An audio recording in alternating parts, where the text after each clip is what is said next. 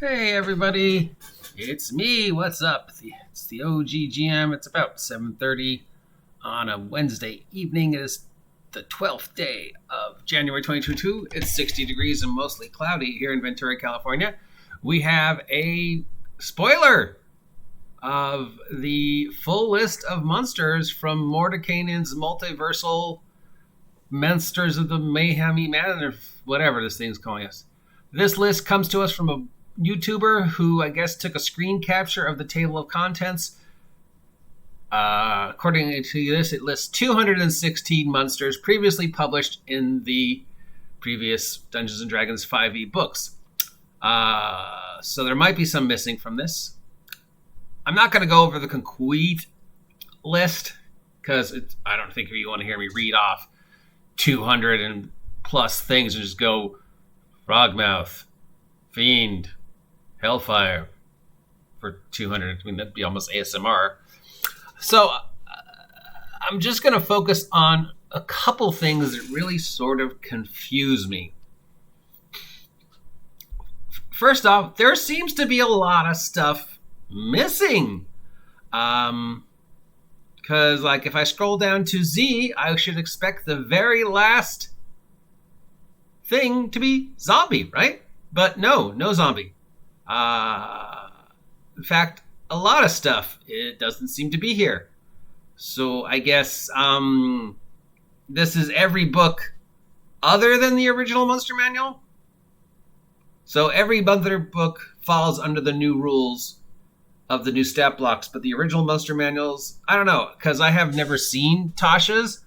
I guess I have to go to my friendly local game store that says Games Anime here in Ventura and take a look at Tasha's. Do they upgrade all the Monster Manual monster books to the new stat blocks? Because otherwise, there's already comments saying this is stuff we've already seen. But this apparently is just a reprint of all the stuff that we've already seen in Volos and the previous Mordenkainens. Now, also interesting enough, Drow are listed as a monster. Not a playable race. Remember, we went over the playable race list and nowhere in there was Drow, but Drow are listed as a monster. Weird. In fact, several normal people type things are listed as monsters. Like, the fourth or fifth one down is Archdruid, and right after it is Archer. And then I go down here a little bit more, and I saw... Where was it? Master Thief. Martial Arts Adept. There's another one. I know I saw it. Swashbuckler. Tortle. Spelled wrong. And Tortle Druid. So Wizard. Warlock. Yeah. So... I don't understand. If this is just supposed to present the represented stat blocks of all the monsters under the new ruling, going forward, backwards compatible, this is it. This is how all monsters are going to be presented. One, why aren't the Monster Manual common core monsters in here? Unless, of course, they've already been done in Volos and the previous Mordenkainens. And two, why list normal, everyday dudes? Why list wizard? Wizard's not a monster. Are you saying that wizards, generic NPC wizards, can fall under encounters? I guess so. That's going back to, remember, if you go back to the Wandering Monster tables of some of the very earliest publications, you would see strange things on the list. Like it would say, 3d6 bandits. Okay, I can see encountering that. And then it would say 1d6 superheroes, 2d6 wandering wizards. And you're like, wait, 1d6 superheroes? My party runs into Batman, Superman, and Spider-Man? 3 barbarians. So it would list, dinosaur or whatever, and then it would just list normal dudes. So are we going back to that? Is this saying that in your adventuring, you have as much chance of running into a troll as you do Steve the Wizard in the dungeon? Or on the plains or in the multiverse? Why list normal dudes in a monstrous book? Do I really need the stat blocks for a first level wizard?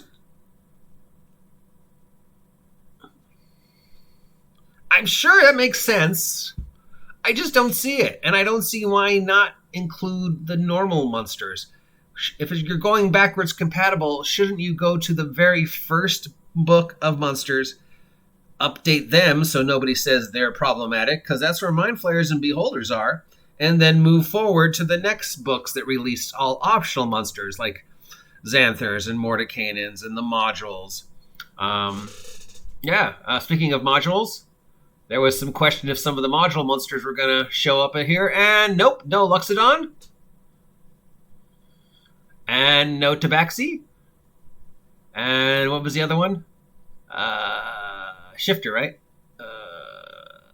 Yep, no Shifter. So none of the Magic the Gathering specific races are in here. But I don't remember seeing Luxodon on the player race. So again, where does the Magic the Gathering stuff lie going forward in the D&D multiverse? Because I would think that it would be more interesting to have the stat blocks for Luxodons than Susan the Archer. Because, yeah, that's what every DM wants, is the stat blocks for normal dudes.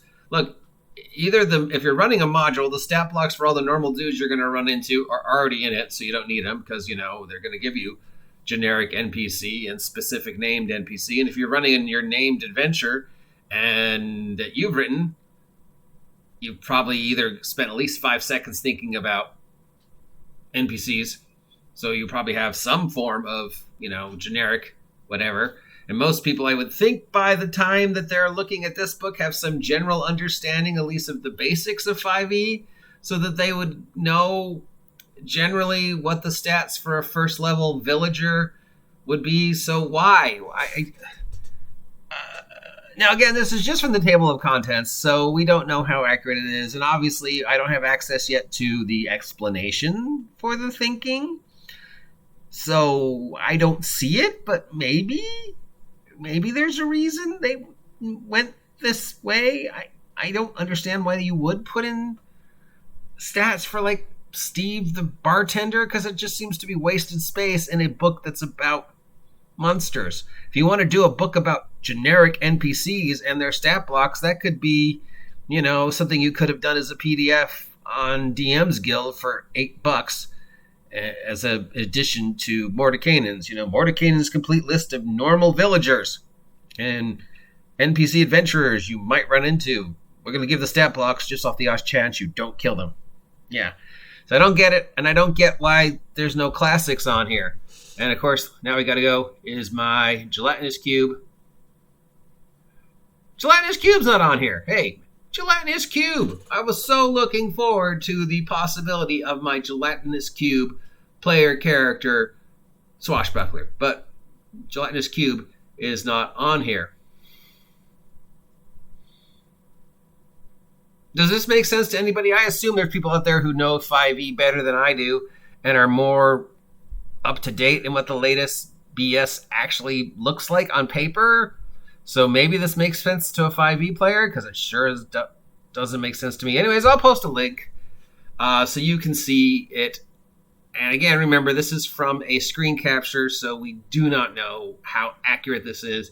And we haven't actually seen the product yet, so we don't know what the explanation is, really. And still, whatever it is Wizards trying to do is as big as a mystery as anything else.